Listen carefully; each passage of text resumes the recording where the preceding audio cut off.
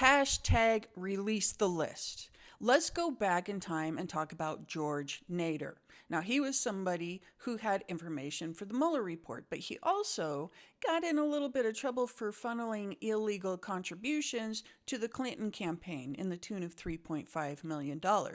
Now, they were not able to create ties between the two, just that he may have been trying to create some political influence. And you'll find out that he also did give money to Trump campaign, but more on Trump.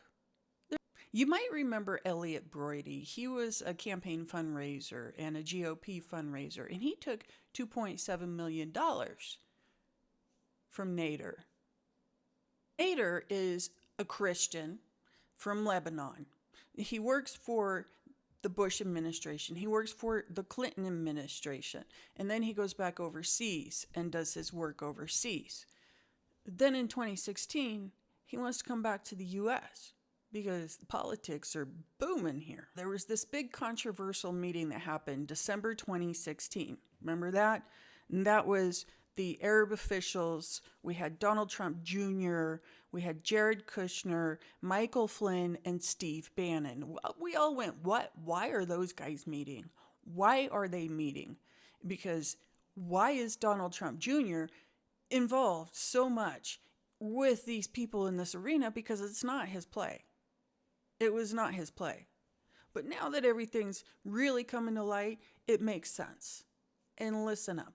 Don't forget, Nader had secured himself a position as an advisor on the Trump team. That's how he got himself in there and did this. He did it with money and he did it with meetings. And he does this all over the place. And he's done it for a long time. And why does he do it? So he could get away with the crimes that he was convicted for. They knew he had a background of convictions for these types of crimes in other countries. They knew it.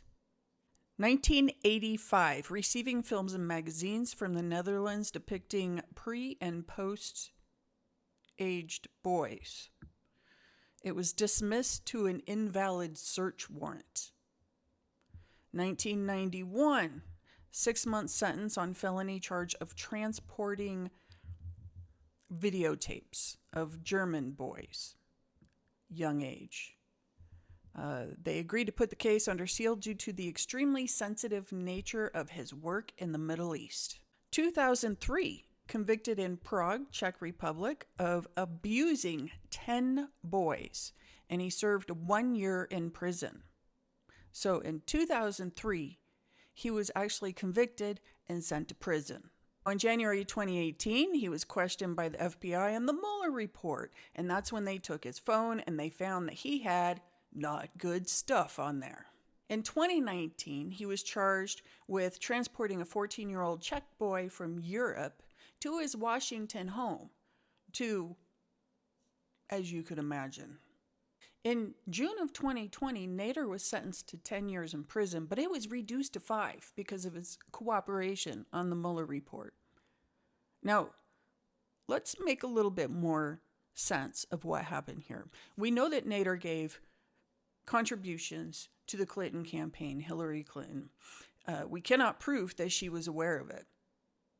Was she aware of it? She probably was, because it sounds to me like from Bush to Clinton, and then he leaves, and then he comes back when it's either Clinton or Trump. Right?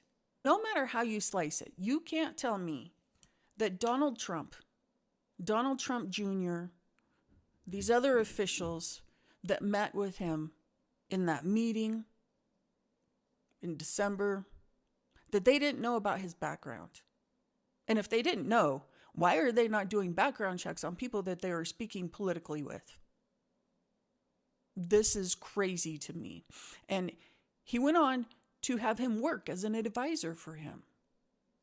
This is a direct tie to somebody who has been known throughout the world. And we ignored it. We ignored the signs. This country can no longer ignore the ties that our government has with child traffickers. It's time to release the list. It is time to literally drain the swamp. Hashtag release the list.